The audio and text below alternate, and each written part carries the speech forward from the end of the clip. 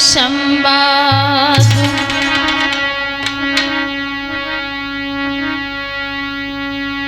अरे सुमिरण करके नारायण को रहे चरणों में ध्यान लगाए,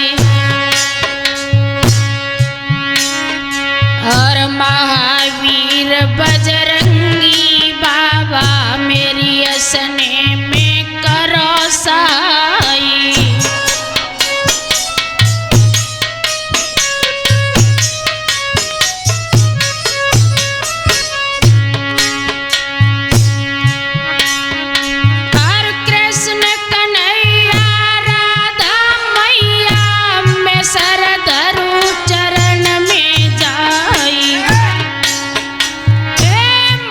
शीतला मैनपुरी से राखीला सभा में आई।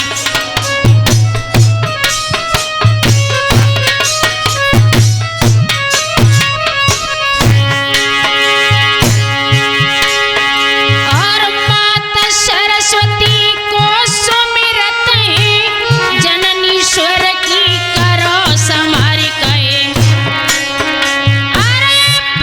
मधुर स्वर सयति पावन निकले कोयल सी जनकारी।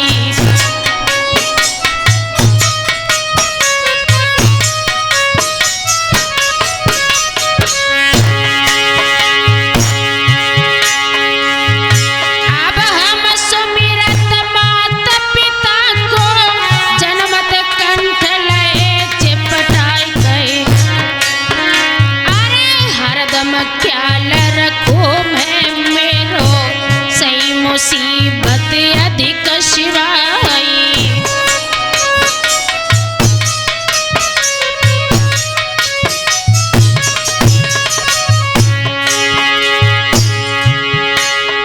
और सुमिर राजू निज गुर बर को, पति परमेश्वर प्राणाधारी।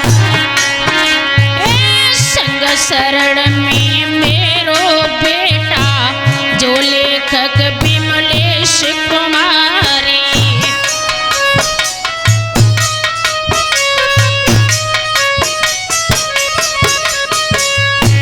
भक्तों, आज हम आप लोगों के समक्ष महावीर स्टूडियो कासगंज के माध्यम से कृष्ण भात लेकर के आ रहे हैं, जिसमें आप सुनेंगे कि जब अभिमन्यु की शादी में भगवान कृष्ण भात लेकर जाते हैं तो बहन सुभद्रा से कहते हैं कि बहन, भात के समय पर आप द्रौपदी को आगे करना, क्योंकि हम पहले द्रौपदी को भात पहनाएंगे।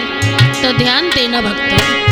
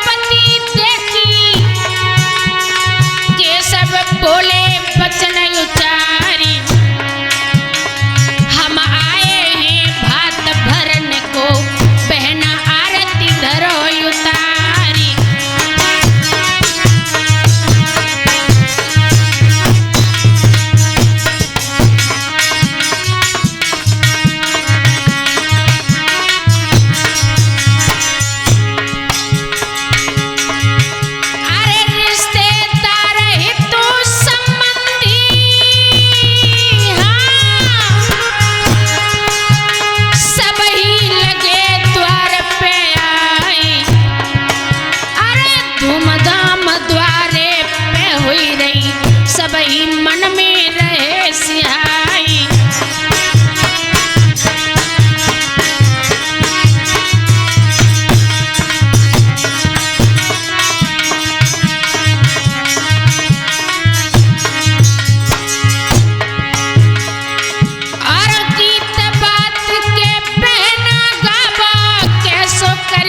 सोच विचारी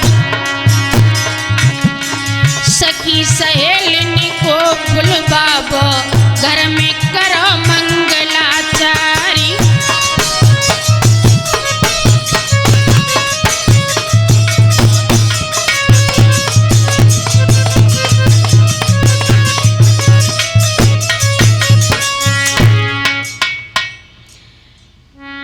ध्यान देना भक्तों, भगवान योगी राज कृष्ण कहते हैं, क्या हुआ बहन, चेहरे पर खुशहाली क्यों नहीं है? हंसकर आज खुशी के शुभ अवसर पर क्या बात है बहन, बताओ हमें। और बोले हैं भगवान कृष्ण, द्रौपदी अरे केशव बोले तब द्रौपदी से बहना बात सुनो चितलाई। और पहनो भात आई के सम्मुख ऐसे कृष्ण कही समझाई।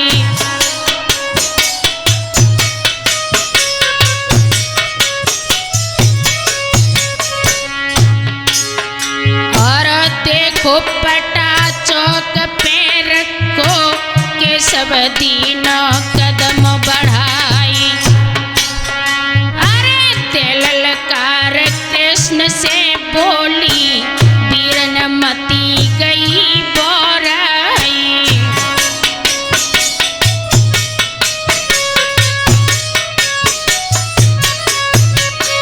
जैसे ही भक्तों भगवान कन्हैया ने की ओर बढ़ाया, द्रौपदी कहने लगी सावधान, कन्हैया तेरा दिमाग खराब तो नहीं हो गया? और बोली है अरे पैर पटा पे धर्मति दिए द्रौपदी जबर गई ललकारी।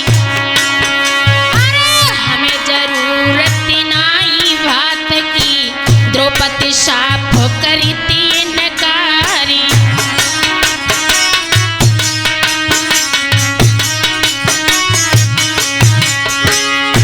बोले हैं भगवान कन्हैया द्रौपदी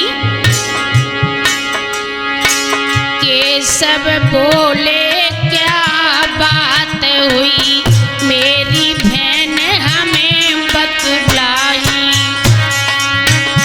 अरे के सब बोले जो बहन हमें बतलाई, क्यों भात लेने की मना करो, ताको कारण दी जो समझाई।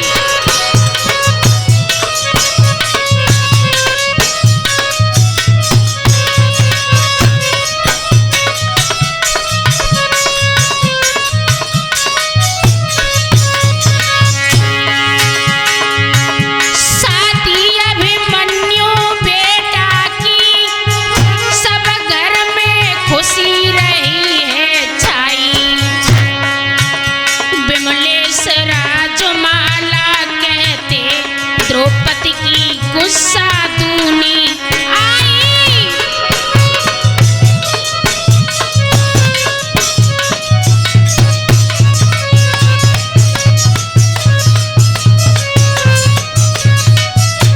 और द्रौपदी बोली है भैया, हाँ अरे कहे कृष्ण मेरी बहन बताइयो बात लेने से क्यों इनकारी।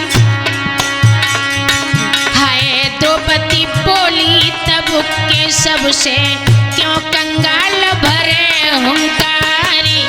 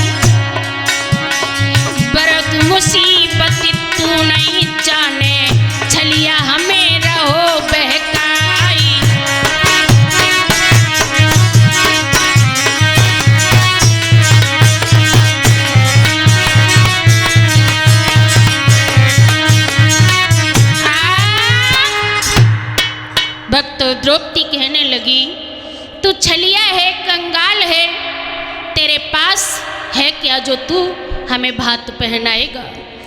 कभी हमारी विपत्ति मुसीबत में सहारा नहीं दे सका और हमें तेरे भात की जरूरत नहीं है। भक्तों, द्रौपदी की बात सुनकर केशव क्या बोले हैं, सुने भक्तों।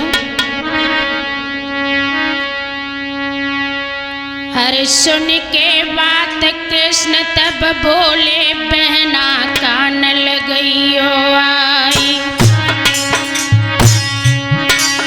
और बड़ी मुसीबत हमने जानी, यो सदम तेरी करी सहाई।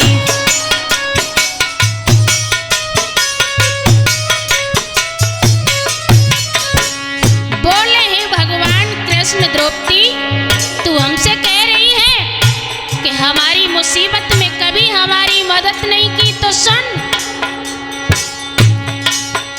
अरे सुन के बात कृष्ण तब बोले, बहना सुन ले कान लगाई, और बड़ी मुसीबत हमने जानी, उस दम तेरी करी सहाई।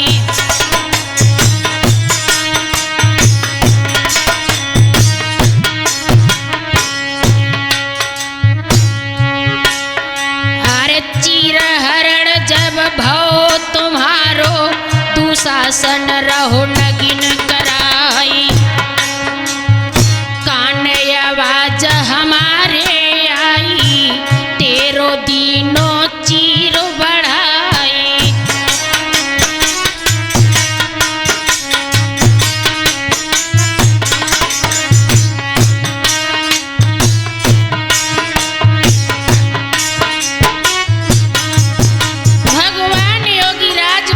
बोले, बहन द्रौपदी तुम्हें शर्म आनी चाहिए। ऐसा बोलते हुए जब तुम्हारा चीर हरण हुआ, आपकी आवाज हमारे पास आई, हमने चीर बढ़ाया। भक्तों, इतना सुनते ही द्रौपदी बोली, भैया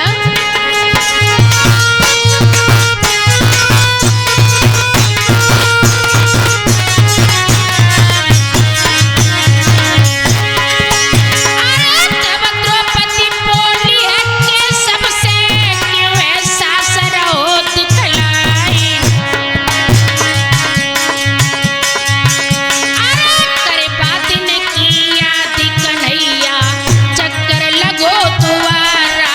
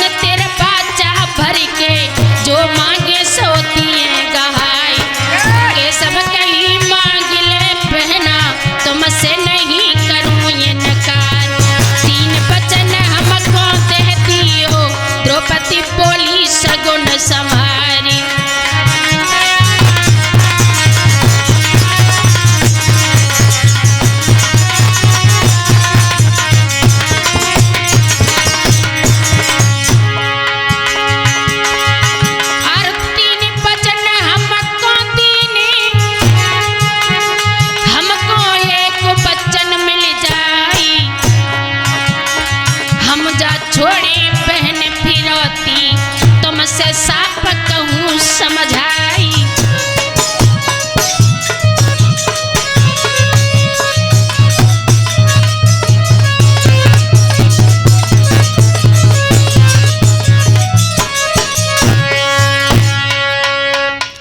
भक्तों, द्रौपदी भगवान कृष्ण से तिरवाचा भरवा के 3 वचन मांगती है, लेकिन भगवान एक वचन द्रौपदी से मांग लेते हैं।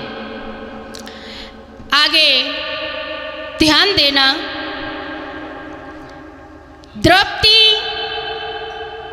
कहने लगी, भैया क्या मांगना चाहते हो, मांग लो। बोले हैं कृष्ण, द्रौपदी हमें एक वचन दे दीजिएगा। और बोली है द्रौपदी, अरे हामी भर दई जब मोहन ने द्रौपदी मन ही मन मुस्काई। और सभा जुरी थी दरवाजे पे, संध्या काल रहो तो नियर आई।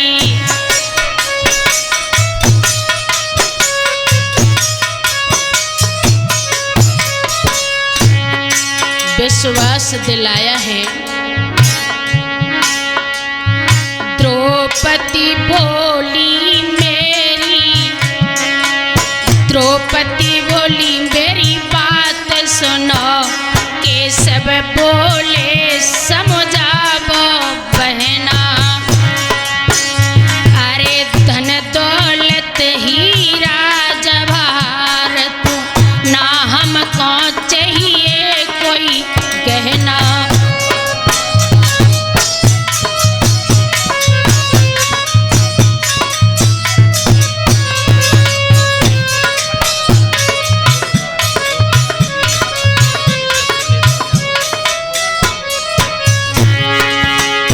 द्रौपदी बोली मेरी बात सुनो, के सब बोले समझावो बहना। धन दौलत हीरा जवाहरात ना हमको चाहिए कोई गहना।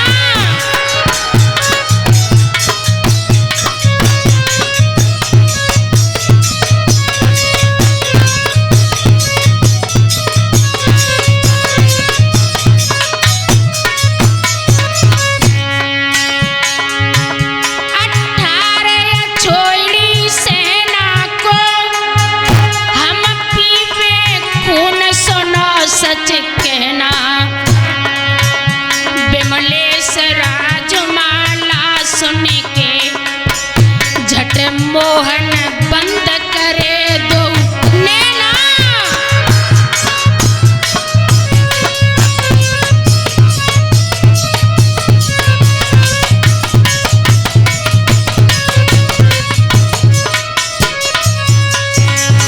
द्रौपदी की बात सुनी तो श्याम सुंदर ने दोनों नेत्र बंद कर लिए।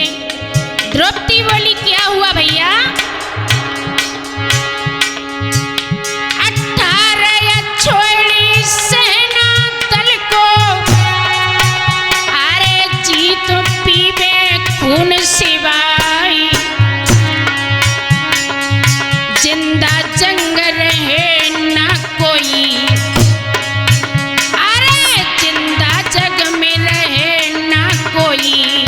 अकेली खाक बटोरे जाई।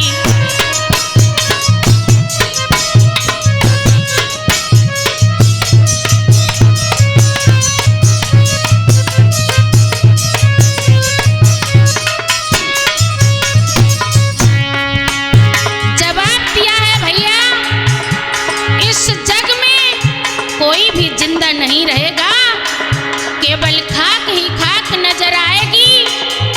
भगवान कृष्ण समझाने लगे द्रौपदी, अरे बहुत मोहन ने समझाओ, कब विमलेश रहे समझाई।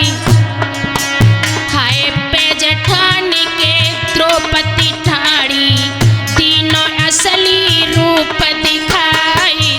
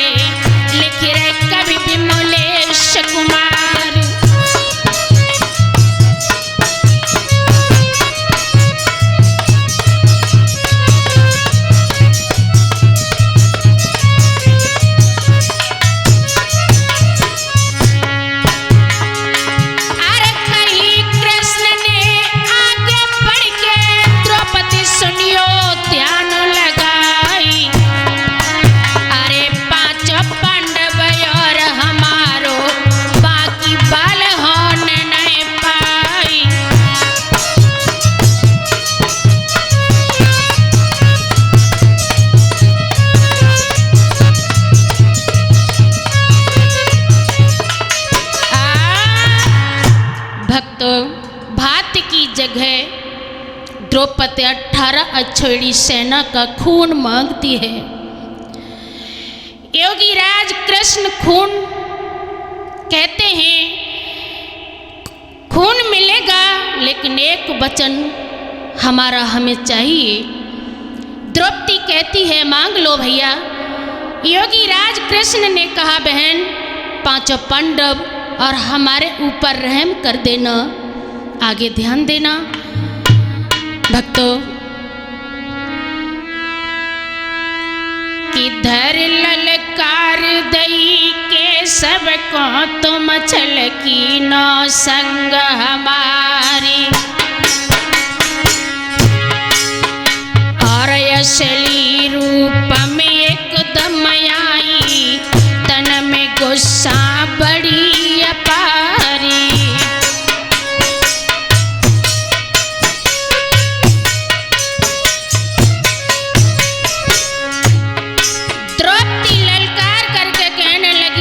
श्याम सुंदर, तुमने मेरे साथ छल कर दिया। और द्रौपदी असली रूप में आ गई। अरे पांच पांडव तेरे बिना हो,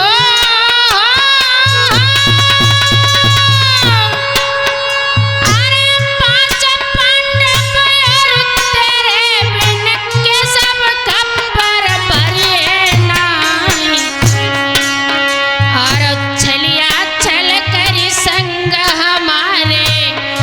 से बचन रहो भरवाई। ऐसो पता हमें जो हो तो देती बचन कभी मैं ना, बचन बंद हम ना होते तो मोहन शापुत देते बताई।